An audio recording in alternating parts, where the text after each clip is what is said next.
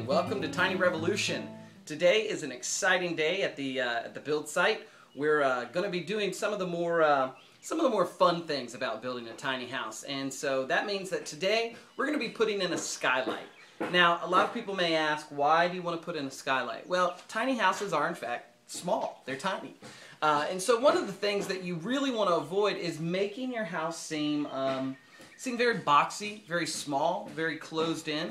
And a good way to combat that is to really have a lot of natural light. So that's the reason you see a lot of tiny house designs with probably far more windows than a sticks and bricks structure would have. Another way is to build in a skylight, which a lot of people do. It adds a touch of natural light, plus it's nice in terms of weather. You can always see what it looks like outside without ever having to go outside. So we are in fact going to also be adding a skylight. Now, the skylight that we're using was provided to us by Gulf Coast Supply and Manufacturing, and of course you know them because they are sponsoring our metal roof, so we're excited about that. They know about the products, they have great customer service, they can walk you through some steps if you have problems, so we're excited to be using that product. Now, their skylight is actually manufactured by a company called Laser, the Single Source, and commercial, architectural, and residential. They manufacture it right here. One of the cool things about this skylight, though, is that, as you can see on the box, made in the USA, which is something we're not completely used to, but we're really excited about being able to use a product that's made and manufactured in the USA. So let's talk a little bit about the skylight. Now, the skylight that we chose is 2 foot by 2 foot. Essentially, the exterior is 25.5 inches by 25.5 inches. Now, it is a curb mount skylight, which means that it's going to rise up just a little bit above our actual roof. Now, we're putting on metal roof, so it does involve some flashing. It's not the easiest installation, but it's not the hardest either. So I just want to point out a couple of things about the actual skylight. As you can see, it is square because it's 25.5 by 25.5. It has a nice tint to it. It's a brownish gray on the outside metal, so it's going to look just fine with our metal roofing. It is a double pane, double thick. It's argon, low E, all of that sort of stuff. So it's going to be great for insulatory properties. It's going to be good in terms of keeping our heating and cooling in, and really just providing, again, that nice natural touch of light. So this is our curb mount skylight. And what we're going to do is we're going to walk through some of the steps, how you cut the hole in your roof, how you build that curb mount box, and then how you ultimately install this skylight.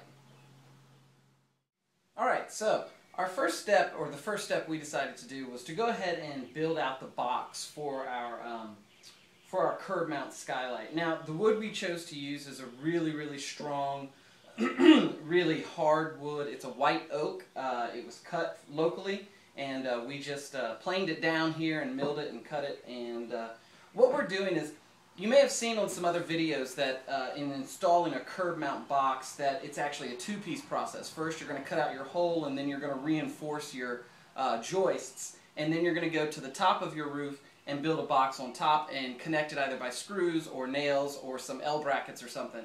What we've decided to do, since the wood is so tough, is such a hard wood, and because it's going to be exposed in our house to some degree, what we decided to do was just use a piece that will just be one frame rather than two frames, kind of sandwiching the roof. And this is going to, so it's going to be connected to the joist, extend through the roof line, and then above to make our curb mount box. So I know it sounds a little bit strange, a little bit complicated, but once we put it in, I think it'll make a lot of sense. So in essence, this is the wood right here. We took our measurements. We have 2 pieces that are 25 3/4, and then 2 pieces that are 23 3/4, so that we can allow for about a 1/4 inch, give or take, for expansion and contraction of the wood during the course of temperature change and that sort of thing. So what we're going to do now is actually go out to the house, measure our hole, go ahead and cut that, cut our trusses, and get ready to actually lay the box in and then get the skylight attached.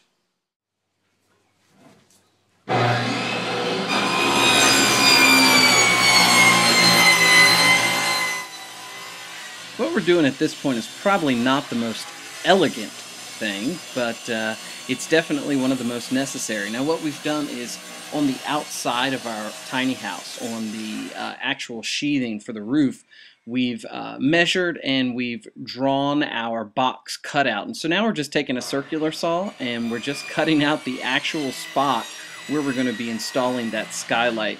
Now you'll notice that once we've finished using our circular saw, we're just going to take a standard manual hand saw and just finish up those corners so we get a nice clean cut.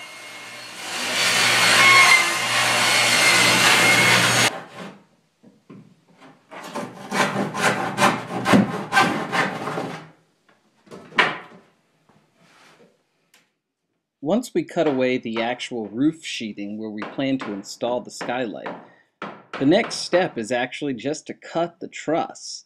Now, this is probably not the most elegant how-to you've ever seen, but this is simply the way it has to be. So we actually took a manual handsaw and cut the truss. It was a little painful to see, knowing how much hard work was put into building those trusses, but once we got the hole open and saw the sky and the sun coming through, it made it all really worthwhile.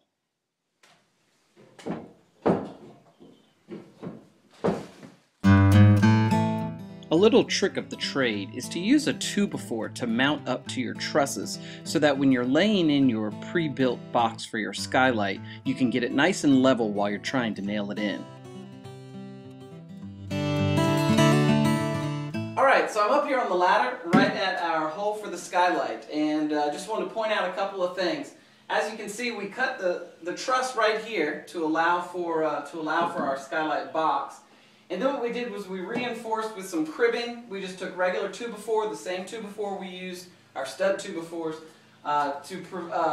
to create some cribbing right along with the trusses. It's fastened into the sides of the trusses. And then we used our white oak, which is a product that was cut locally, and like I said, we milled it, planed it, that sort of thing. So this is a good hardwood white oak. This is what we talked about earlier in the video. And that creates the actual box for the curb mount. And as you can see, we're about to add the skylight right over top of the curb mount, just like that.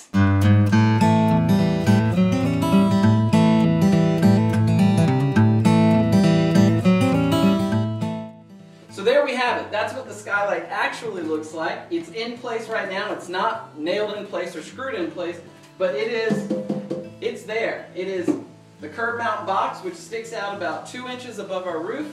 Just enough so that we'll have room on the outside to screw the perimeter of the curb mount skylight into our actual curb.